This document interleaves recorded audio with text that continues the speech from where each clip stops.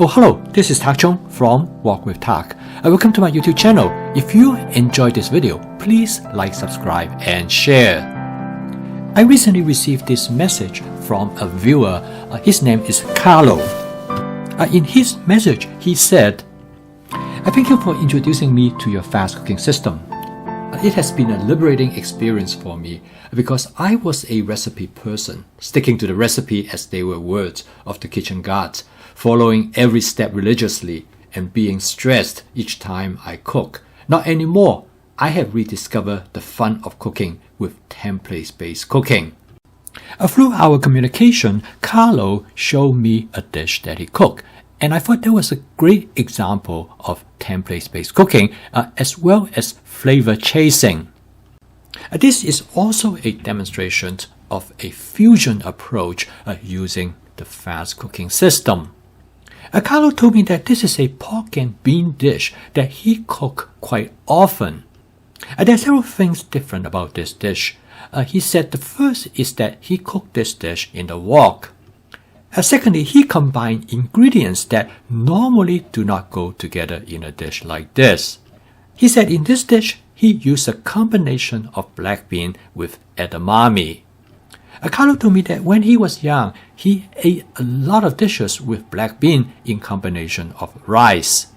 And during the past several years, Carlo became really enjoy edamame in Asian dishes.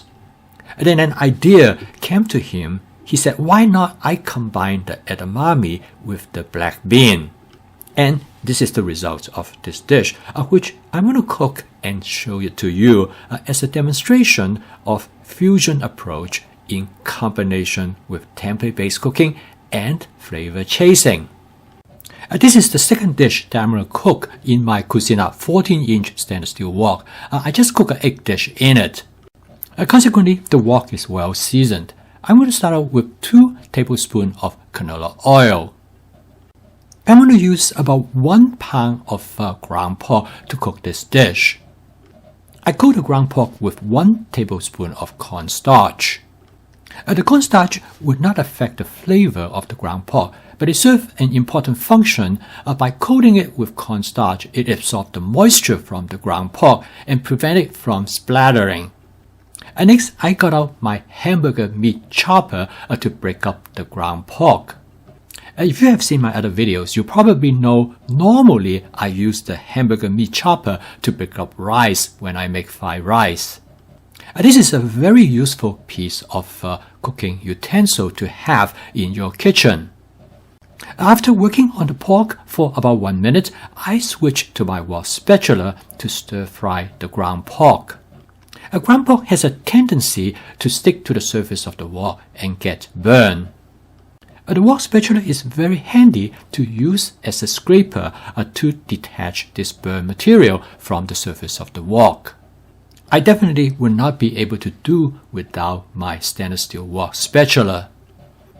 In this video on wok kit, I have a stainless steel wok spatula that I recommended. Next to the wok, my stainless steel wok spatula probably is the second most important cooking utensil in my kitchen. Carlo told me that he used to cook this dish in a skillet. Because he can stir the content easily, cooking in the wok makes cooking this dish much more efficient as well as faster. Carlo said he always seasoned his ground pork during this stage of cooking. He did a taste test and he added some salt. So in my case, I did another taste test. I decided I'm going to add some soy sauce. I add some more soy sauce. I actually use the soy sauce as a way to detach the burnt material on the bottom surface of the wok. So what I'm doing here is spot cleaning. But instead of using water, I actually use soy sauce. But this is really not important because I'm going to add more fluid that will dissolve all the burnt materials. Next, I add a 14-ounce can of diced tomatoes. The fluid from the diced tomato will dissolve and detach the burnt material on the bottom surface of the wok. I use my wok spatula to detach them. This is a very good practice because you clean the wok as you cook, and you also return those flavor back to the dish. Because there are a lot of flavor in those burnt residues.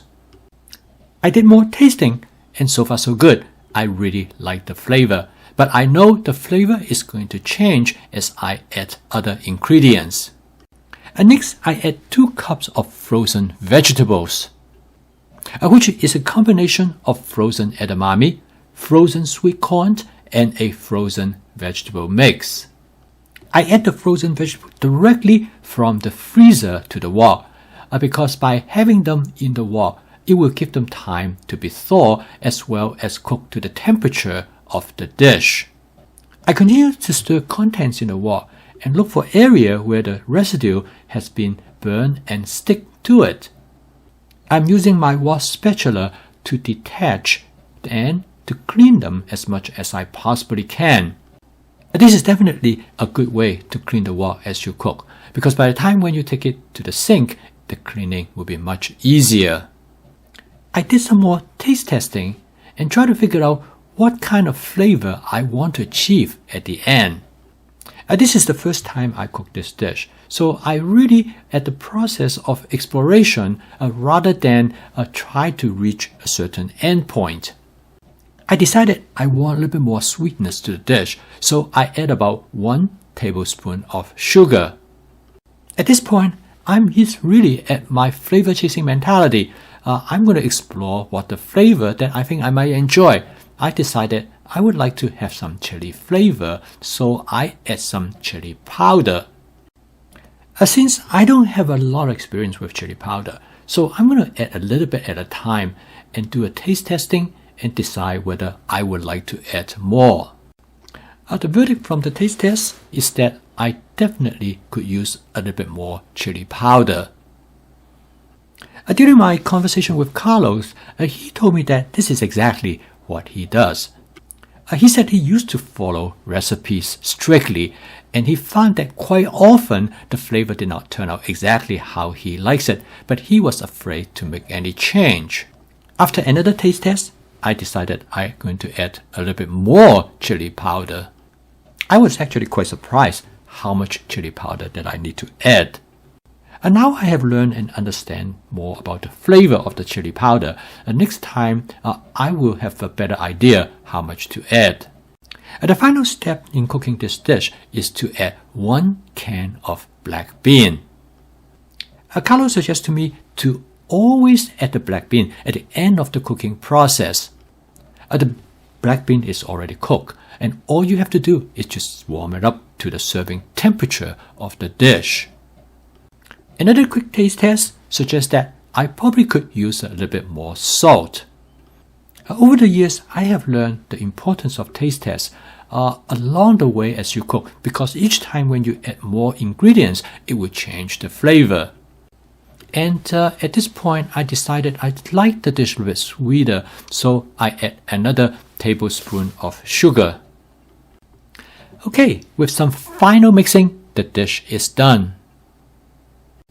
This dish represents a completely new combination for me because I never had black bean in combination with edamame. The texture between the black bean and the edamame is quite different, and they make an interesting combination. The sweet corn also present a different texture. Together with the ground pork, this make a very interesting dish. Carlo told me that this is one of the favorite dishes for his family.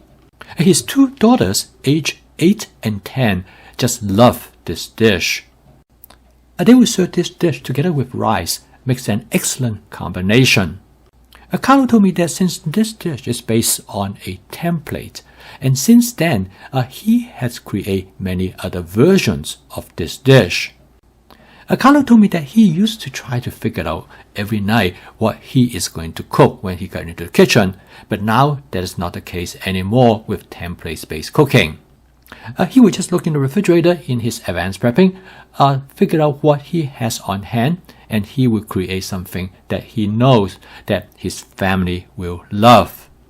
So I asked Carlo what he would recommend to my viewers to be the most important aspect of the fast cooking system.